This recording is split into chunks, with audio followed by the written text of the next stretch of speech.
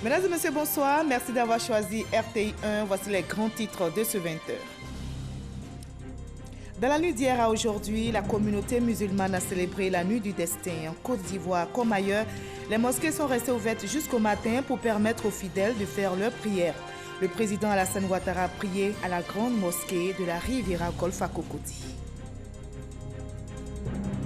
La Côte d'Ivoire et le Ghana envisagent de renforcer leur coopération. Une délégation ghanéenne conduite par le vice-ministre du pétrole et de l'énergie en visite à Abidjan a été reçue par le vice-président Daniel Kablan-Duncan. L'entretien s'est déroulé hier.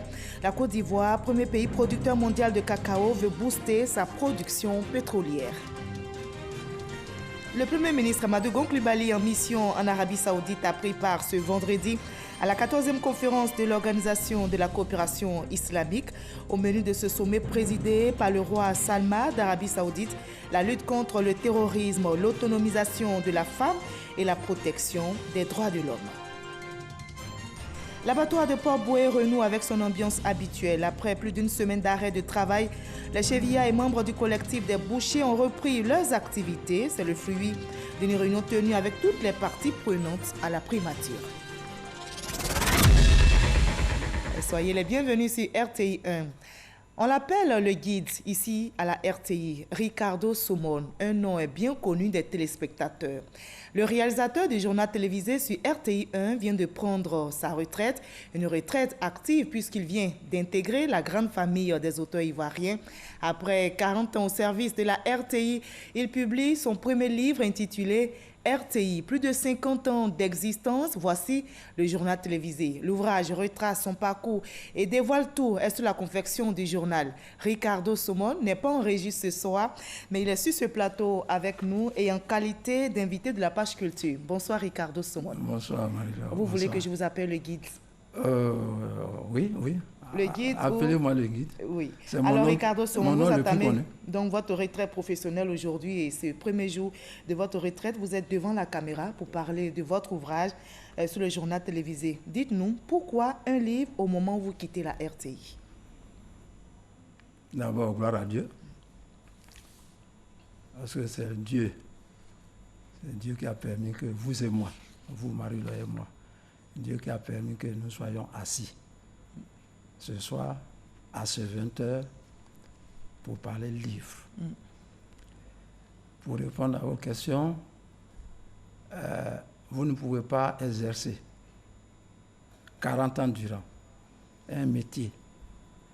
Vous ne pouvez pas faire 40 ans à un poste et le quitter comme ça, et donc sans y laisser trace. Vous avez donc décidé de laisser un héritage? J'ai décidé donc de laisser trace. D'accord. Et c'est ce livre donc qui est le premier d'une série de 3 livres. Ce livre donc est écrit pour servir de boussole. Et vous nous en direz davantage dans la page culture. On va se retrouver dans une trentaine de minutes. Merci à beaucoup. Tout à l'heure, Ricardo Somone, beaucoup. dit le guide. À tout à l'heure. Entendu. Vous restez pour le moment avec nous. Le ramadan tire à sa fin. La communauté musulmane a célébré dans la nuit d'hier à aujourd'hui la nuit du destin. Et en Côte d'Ivoire, comme ailleurs, les mosquées sont restées ouvertes jusqu'au matin pour permettre aux fidèles de faire leurs prières. Le président Alassane Ouattara a prié à la grande mosquée de la Riviera Golf à Cocody. On en sait plus avec notre reporter Abou Sanogo. Le président de la République, Alassane Ouattara, au méga cadre organisé par le Conseil supérieur des imams COSIM à la grande mosquée de la Riviera Golf dans la commune de Cocody. Une nuit du cadre 2019-1440 Hégire ou Laylatul Qadr, qui est une bénie qui symbolise la révélation du Coran au prophète de l'islam. Elle est meilleure à 1000 mois d'adoration.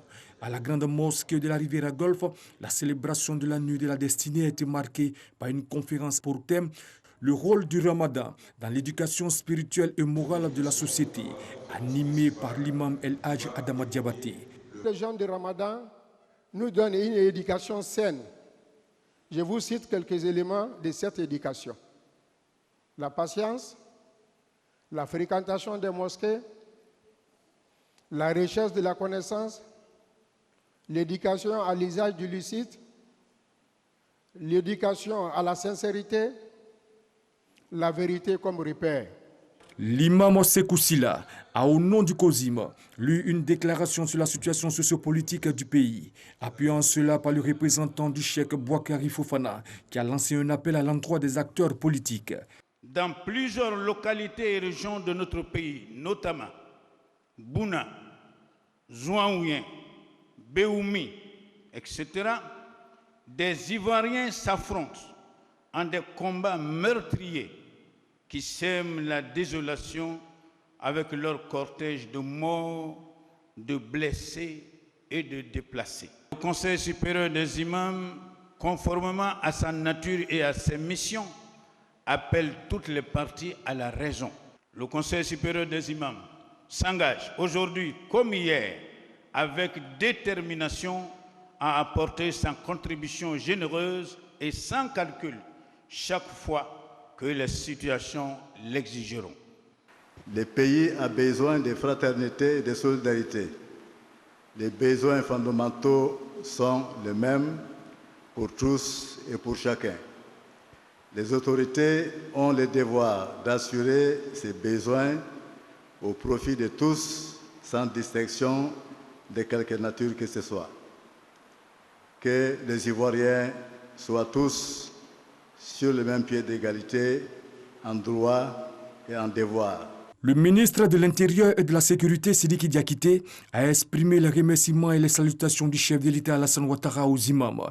Il s'est félicité de leur apport dans la préservation de l'environnement social. Le président de la République voudrait profiter de l'occasion qui lui est offerte ce soir pour vous encourager dans cette voie, afin que les Ivoiriens développent davantage l'esprit d'unité et de vivre ensemble qui lui sont chers et qui constituent un axe majeur de son action. Le président de la République souhaite que ce saint mois de Ramadan, opportunité de s'approprier davantage les nobles valeurs d'amour et de tolérance prônées par l'islam, religion de paix par excellence, nous permettent à tous d'être de véritables apôtres de la réconciliation nationale dans notre pays. Selon le Coran, la nuit du destin ou Laylatul Qadr est la plus sainte nuit de l'année. C'est la nuit du 27e jour du Ramadan. Et les fidèles musulmans étaient également au rendez-vous pour cette nuit du destin dans d'autres mosquées. Notre reporter Mamadou Kwasi a sillonné quelques lieux de prière pour nous rapporter l'ambiance de cette nuit. La forte pluie tombée sur le district d'Abidjan n'a entaché en rien la détermination de ces fidèles musulmans à implorer Allah en cette nuit de la destinée. Dans la commune de Koumassi, la communauté Koulongo s'est retrouvée pour un moment de prêche. Occasion pour les guides religieux d'inviter les fidèles musulmans à la préservation des acquis du mois de Ramadan. L'importance de la nuit de la spiritualité a été également expliquée à l'assistance, tout en implorant le Tout-Puissant pour la paix en Côte d'Ivoire. Si certains ont opté pour les conférences et les séances de méditation, d'autres, par contre, ont choisi le recueillement et la prière. Dans la mosquée Maoula, située en zone industrielle de Koumassi, les fidèles musulmans ont passé toute la nuit de la destinée dans la prière. Prière suivie de moments d'invocation, de lecture coranique et de bénédiction. Est-ce que nous pouvons atteindre ces âges-là? Nous ne savons pas. Donc si une nuit pouvait nous apporter ça, donc il faut se battre pour que vraiment être à l'adoration pour pouvoir avoir ces mérites vraiment de cette nuit. Les fidèles musulmans ont été entretenus sur les valeurs spirituelles de cette nuit, dont l'importance vaut plus de 1000 mois d'adoration assidue. Cette nuit de destin a servi de cadre de célébration des 40 ans de prêche du Cheikh Samoukade. Le Cheikh a exhorté ses fidèles à multiplier les actes d'adoration en ces derniers moments du mois de Ramadan. Et nos reporters ont suivi la prière des fidèles musulmans en cette nuit du destin dans différentes mosquées à l'intérieur du pays. La communauté musulmane a prié jusqu'au matin en s'imprégnant du rôle du Ramadan dans l'éducation spirituelle et morale de la société. Le rôle du Ramadan dans l'éducation spirituelle et morale de la société. C'est autour de ces thèmes que la nuit de Laylatul Qadr a eu lieu à la grande mosquée de Bouaké-Dougouba. Nuit de dévotion, de méditation, d'invocation, de recueillement et de prières pour le fidèle musulman. Occasion choisie par les guides religieux, élus et cadres d'exhorter les disciples d'Allah au respect, au don de soi, à l'union, à la paix et à la cohésion sociale pour la stabilité du pays. Invocations, prières, méditations et conférences jusqu'à l'aube ont vu de récolter les mérites de la nuit du destin. À la grande mosquée de Korogo, l'imam Gaussou Sissé a entretenu les fidèles musulmans sur la valeur de la nuit du destin et les a invités à désarmer leur cœur pour mieux se rapprocher du Créateur.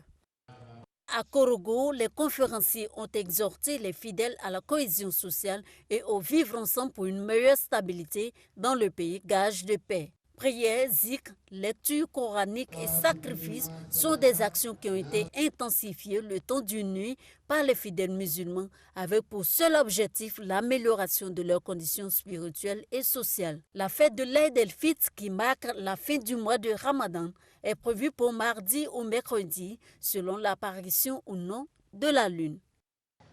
Les fidèles musulmans de Meyagui ont célébré la nuit du destin. Dans cette mosquée, l'imam a instruit les fidèles sur les acquis du mois béni de Ramadan. Il les a exhortés à préserver les valeurs de partage et de solidarité. Les fidèles ont aussi été invités à prôner en leur sein l'esprit de cohésion, de paix et de fraternité. Selon les Écritures saintes, la nuit du destin vaut 1000 mois d'adoration. C'est pendant cette nuit que le Coran fut révélé à Mohammed, prophète de l'islam. La nuit la plus sainte de l'année, selon le Coran, a été aussi célébrée par les fidèles musulmans de Jacquesville, précisément dans la mosquée Al-Wahab du village d'Ada. Aminata Diaby, conseiller technique du ministre de l'Intérieur et de la Sécurité, était aux côtés des musulmans. Au cours de cette célébration de la nuit du destin, il y a eu la lecture du Coran, des bénédictions et des prières pour la Côte d'Ivoire. Dans son sermon, l'imam Dambélé Oumar a exhorté les fidèles musulmans au vivre ensemble. Et voilà tout ce que l'on pouvait dire ce soir sur la célébration de cette nuit du destin en Côte d'Ivoire. Justement, la Côte d'Ivoire et le Ghana envisagent de renforcer leur coopération. Une délégation ghanéenne conduite par le vice-ministre du pétrole et de l'énergie en visite à Abidjan a été reçue par le vice-président Daniel Kablan-Duncan. L'entretien s'est déroulé hier vendredi et la Côte d'Ivoire, premier pays producteur mondial de cacao, veut booster sa production pétrolière. On en sait plus avec Viviane Aimé. Le gouvernement du Ghana est tout à fait favorable au raccordement depuis le Ghana du gazoduc qui va conduire le gaz naturel du Nigeria vers la Côte d'Ivoire.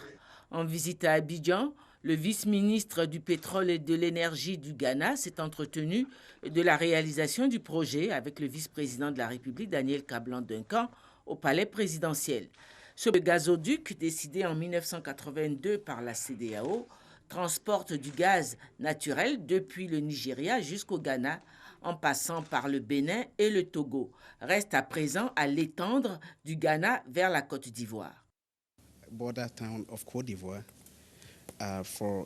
Ghana et la Côte d'Ivoire, nous sommes en train d'aller vers l'utilisation du gaz naturel pour la génération d'électricité. Ça va nous aider entre les deux pays. Nous avons déjà collaboré bien sûr dans le système de la transmission d'électricité. Nous voulons avoir cette infrastructure au cas où le Ghana peut-être n'aura pas assez d'électricité, nous pourrons utiliser ceci. Et le cas où la Côte d'Ivoire aussi aura des problèmes, peut-être on peut utiliser. Donc c'est un projet que nous sommes en train de voir son développement entre les deux pays. La fourniture de gaz naturel grâce à ce gazoduc permettra à la Côte d'Ivoire de renforcer sa production d'électricité et devenir un hub sous-régional au plan de la production et la distribution de l'électricité. Le Premier ministre Amadou Gon Coulibaly, en mission en Arabie Saoudite, a pris part hier vendredi aux travaux de la 14e conférence de l'Organisation de la coopération islamique. Au menu de ce sommet présidé par le roi Salman d'Arabie Saoudite, la lutte contre le terrorisme, l'autonomisation de la femme et la protection des droits de l'homme. Mahama Traoré est notre envoyé spécial. C'est dans la ville sainte de la Mecque que l'Organisation de la coopération islamique, OCI, a donné rendez-vous aux dirigeants de ses 57 pays membres pour sa 14e conférence au sommet. Le président Alassane Ouattara s'est fait représenter à ce sommet par le Premier ministre Amadou Gon Coulibaly. Les travaux présidés par le roi Salman d'Arabie Saoudite ont porté sur le thème « Main dans la main vers l'avenir ». Il était question pour les chefs d'État et de gouvernement présents d'adopter une position commune sur les défis communs à relever par les États membres de l'OCI. En ce qui concerne la lutte contre le terrorisme, le roi Salman d'Arabie Saoudite a condamné avec fermeté les menaces et actes de sabotage qui perturbent la paix et la sécurité dans le monde musulman.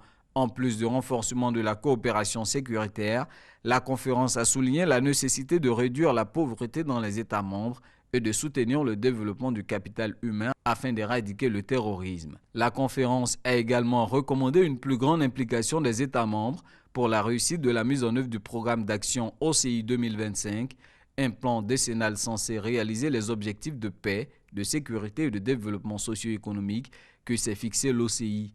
En clair, cette 14e conférence au sommet tenue dans la nuit sainte du destin entend impulser une nouvelle dynamique à l'OCI dont la mission est de promouvoir la paix internationale et l'harmonie entre les différents peuples du monde. Et en marge des travaux de la 14e conférence de l'Organisation de la coopération islamique en Arabie Saoudite, le chef du gouvernement ivoirien, vous allez le voir, échanger avec le président de la Banque islamique de développement.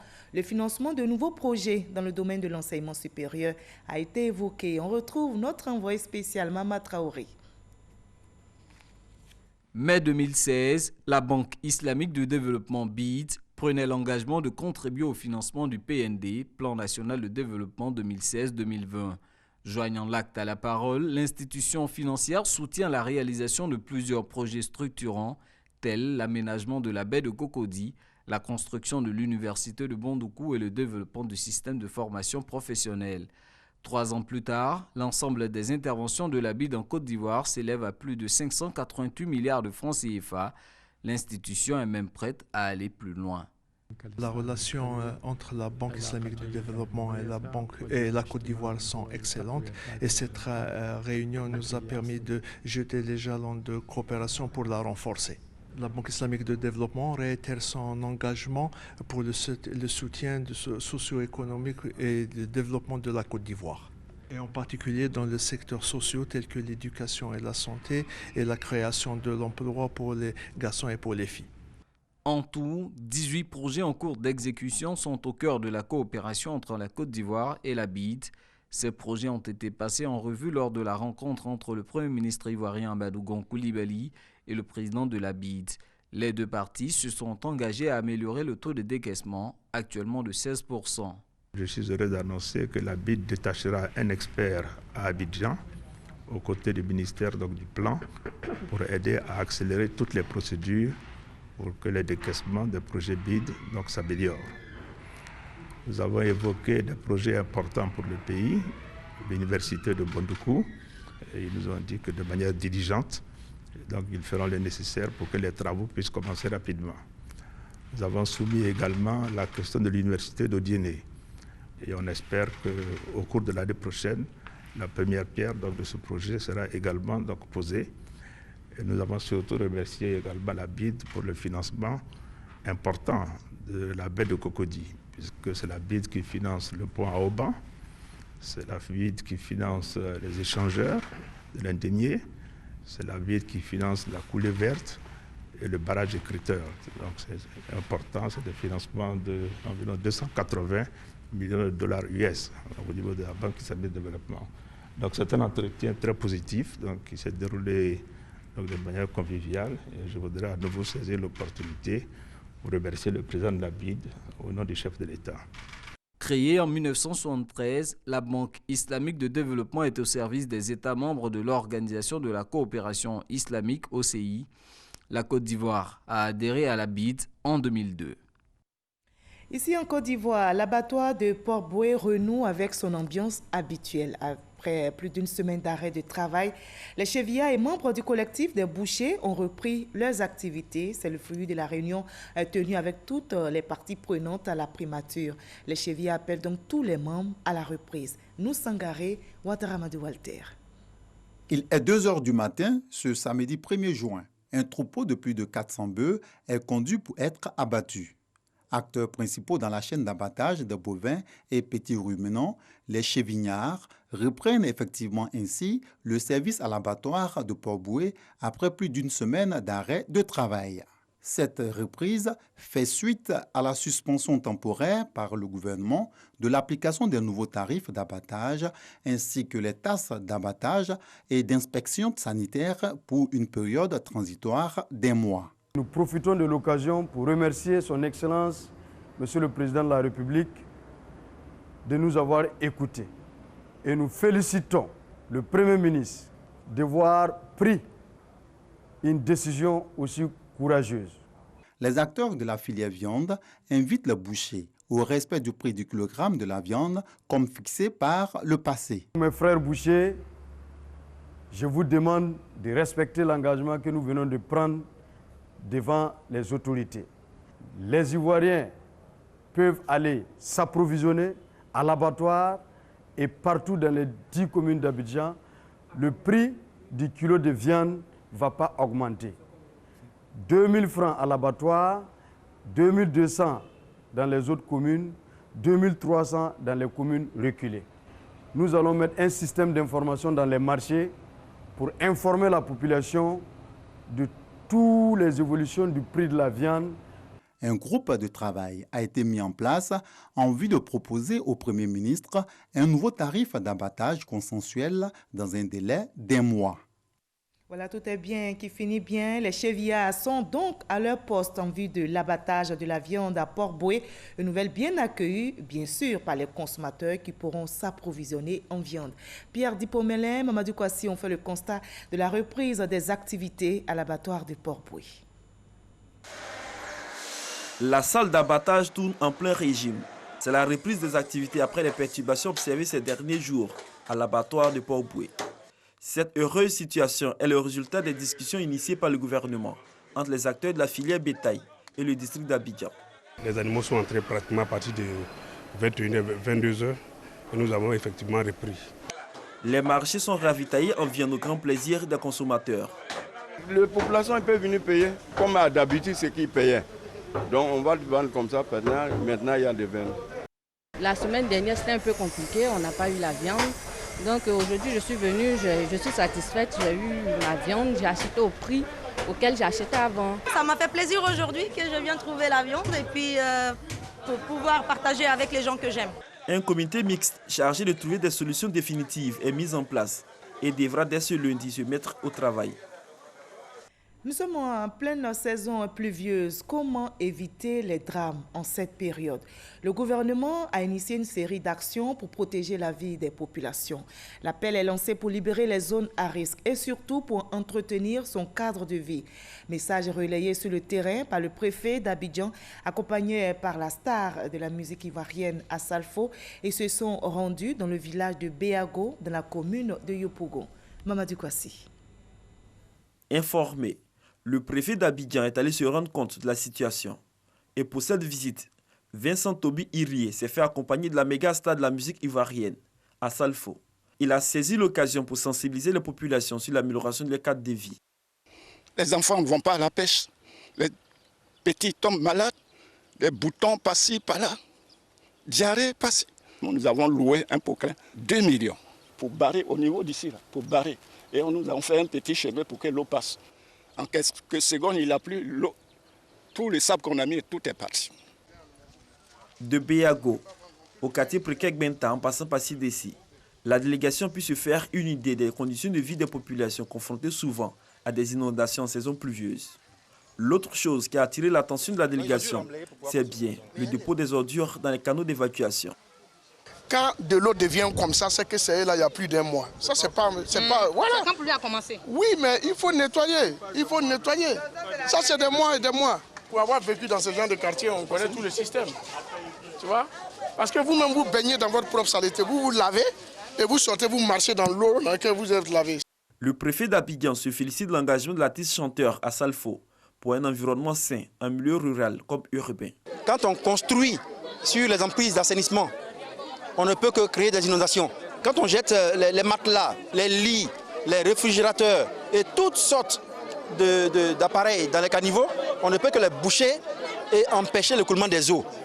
Donc il est important que la population prenne ses responsabilités. Demandez à tous les artistes d'essayer d'emboîter le pas de Magic System pour porter le message. Un petit comportement peut changer toute une vie, peut changer la vie de tout un quartier. Vous avez vu tout à l'heure, une seule maison construite est capable d'inonder tout un quartier. Des comités locaux seront bientôt installés dans les quartiers visités, en vue de sensibiliser davantage les populations sur la gestion des ordures en cette saison pluvieuse.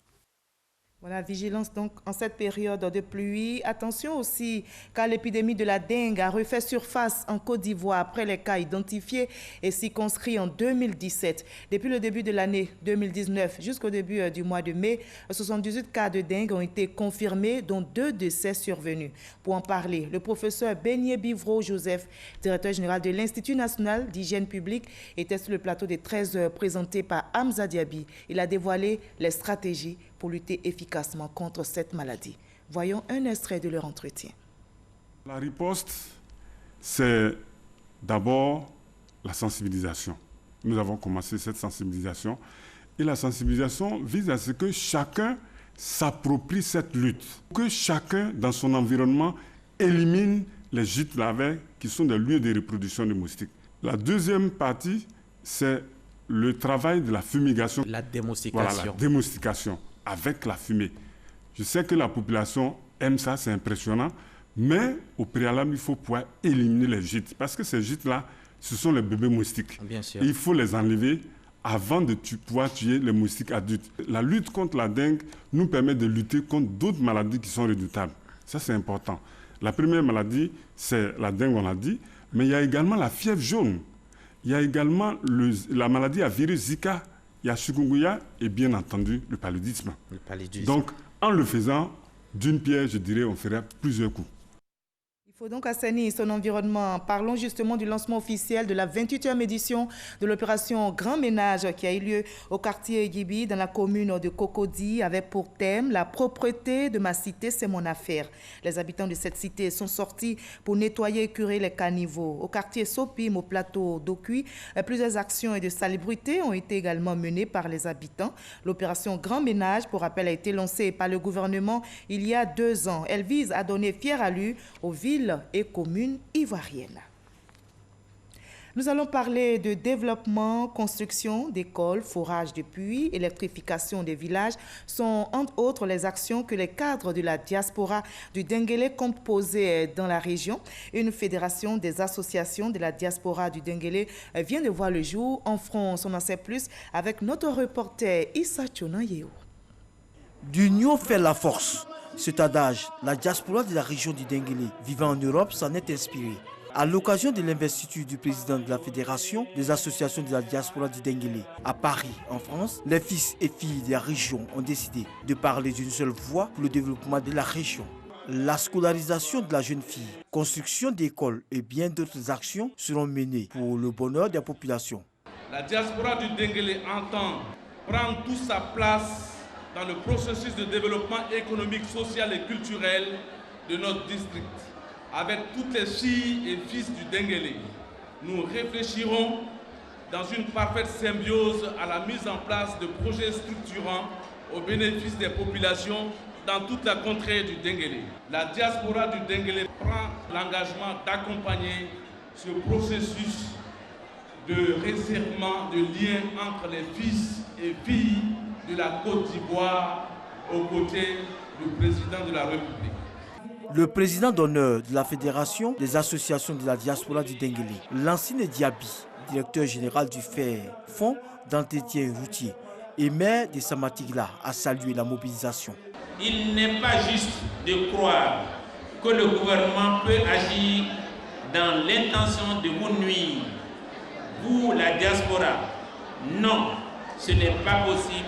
Croyez-moi. La culture était présente à cette cérémonie. Plusieurs artistes, dont Gadji Seli, ont apporté du baume au cœur des mélomanes.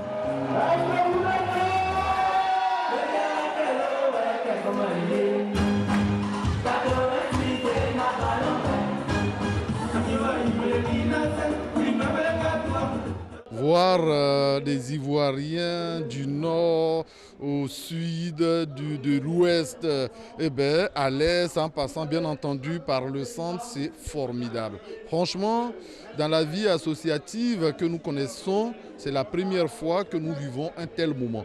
Cette cérémonie de développement pour la région du Denguélé avec pour parrain le ministre de l'économie et des finances, Adama Koné.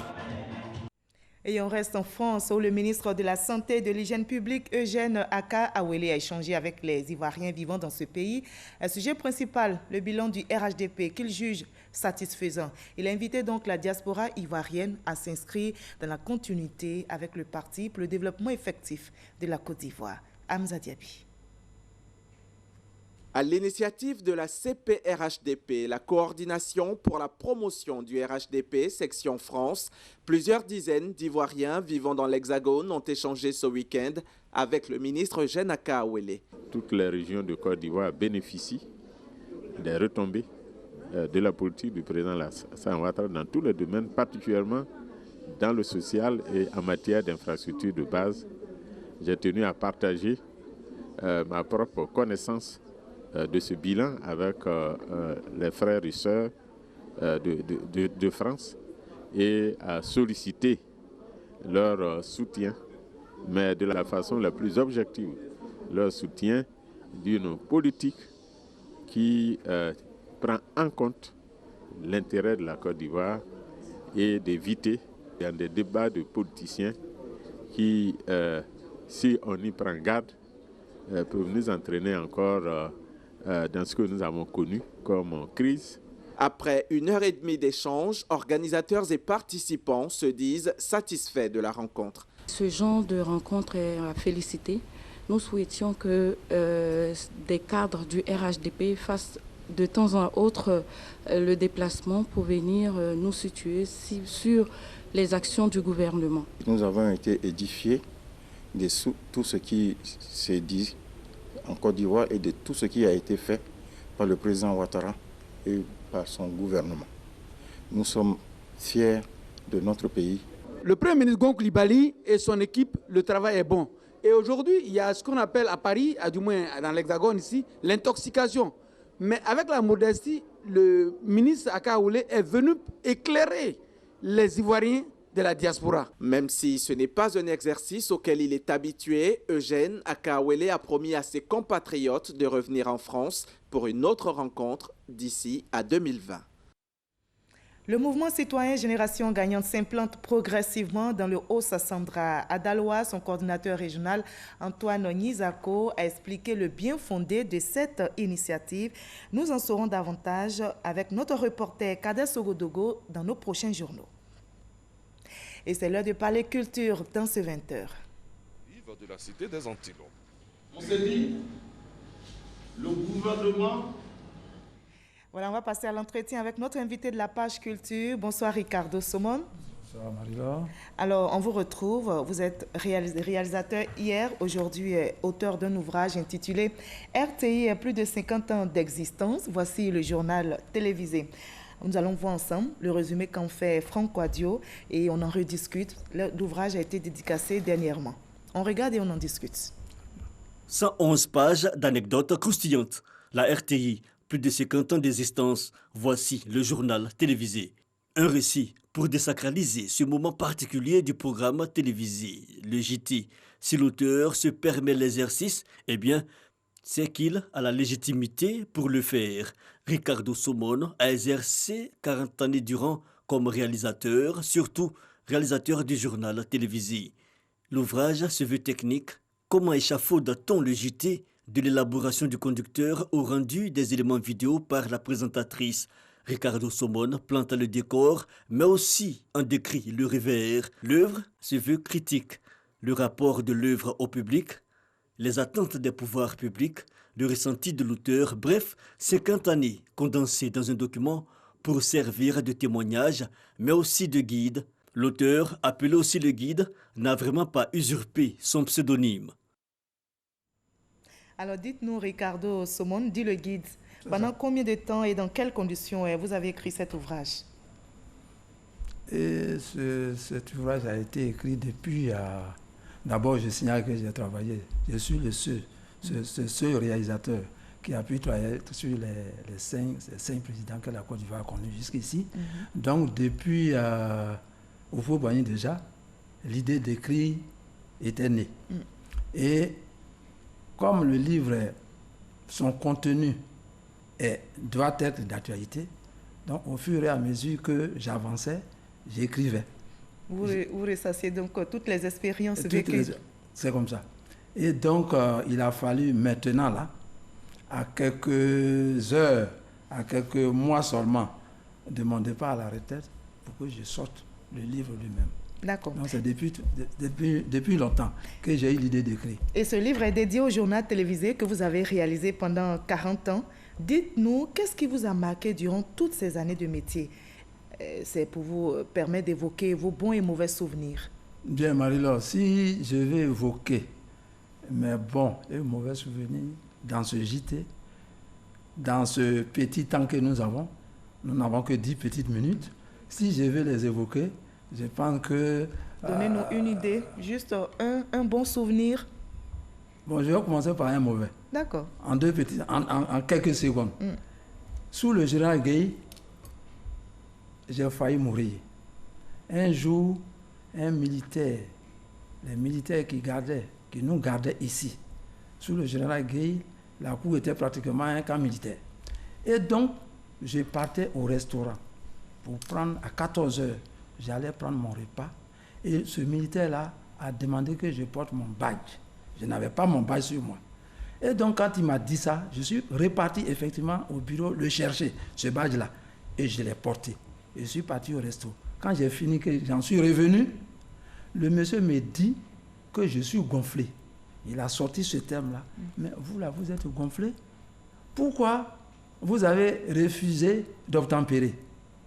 Je lui ai dit, mais qu'est-ce que vous entendez par refuser d'obtempérer? Chez moi, quand on dit qu'on a refusé d'obtempérer, ça veut dire qu'on n'a pas voulu exécuter ce que l'autorité a dit. Mais dans mon cas, vous m'avez demandé de porter le badge, je l'ai porté. En quoi j'ai refusé d'obtempérer?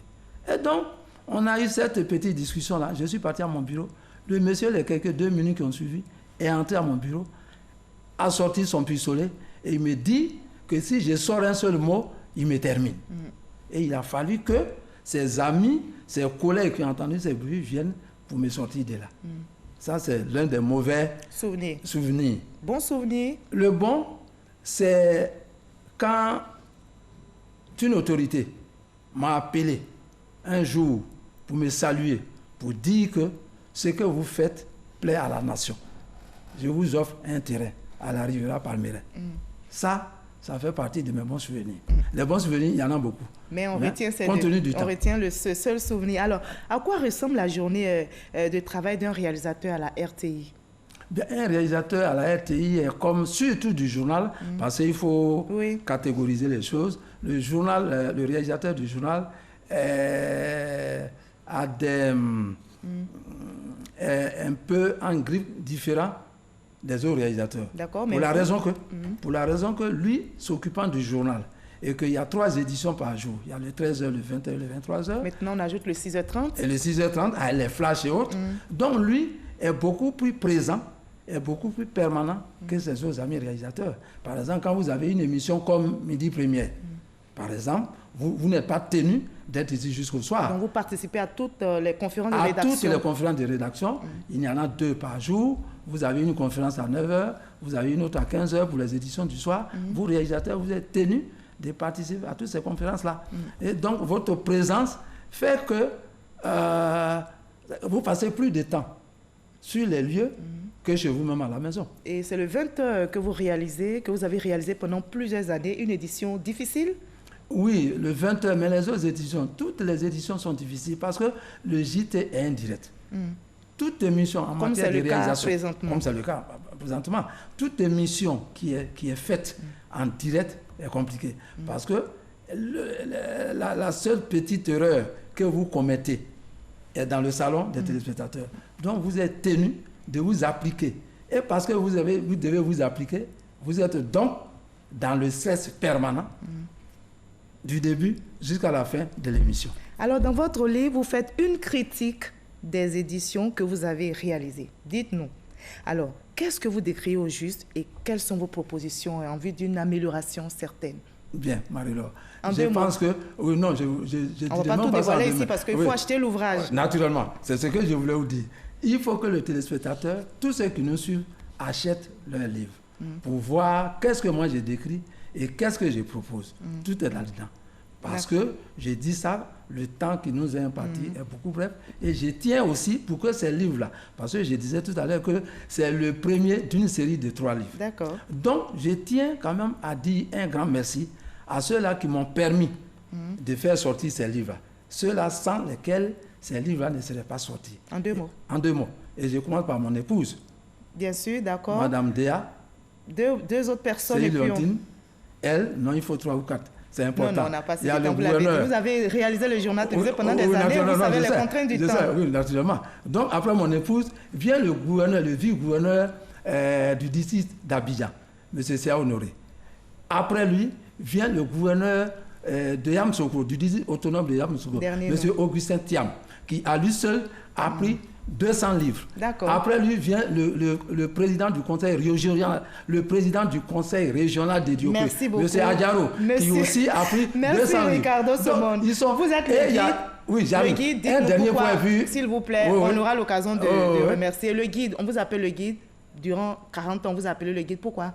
Rapidement, en 2 mots. Oui, on m'appelle le guide parce que c'est ce que je disais tout à l'heure. Le réalisateur est au début, au milieu et à la fin du JT. C'est par rapport à ça qu'on m'appelle le guide. Donc, je ne fais pas que réaliser le journal. Je le guide effectivement. C'est-à-dire que je le confessionne, je le prépare, je le confessionne et je le diffuse. C'est pour cela que je suis dit guide. Et ce que je dirais pour terminer, c'est que je dis grand merci à toute la RTI, à toute la grande famille de la communication, à commencer par le directeur général de l'ISTC, M. Alfred Damoussa, et son épouse, qui se sont déplacés pour venir me soutenir. Merci beaucoup, merci, Ricardo Somone. Merci d'avoir été notre invité de la page culture. C'est un livre très intéressant qui est instructif et je recommande ce livre à tous les téléspectateurs qui nous regardent. Merci d'avoir été avec nous sur ce plateau. L'actualité, c'est aujourd'hui, c'est aussi Miss Côte d'Ivoire. Alors, qui succédera à Suifatem Miss Côte d'Ivoire 2018? La réponse sera connue ce soir à l'issue de la grande finale de Miss Côte d'Ivoire 2019.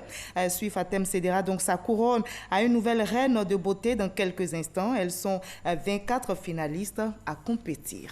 Et vous l'avez compris, ce journal est terminé. Merci à toute l'équipe de réalisation et technique. Merci surtout à vous de nous avoir suivis. Demain, 13h, vous serez en compagnie de Hamza Diaby qui évoquera dans le magazine du dimanche le projet Les Filets Sociaux Productifs, projet mis en place par le gouvernement ivoirien pour lutter contre la pauvreté. Passez une très très belle soirée sur RTI 1.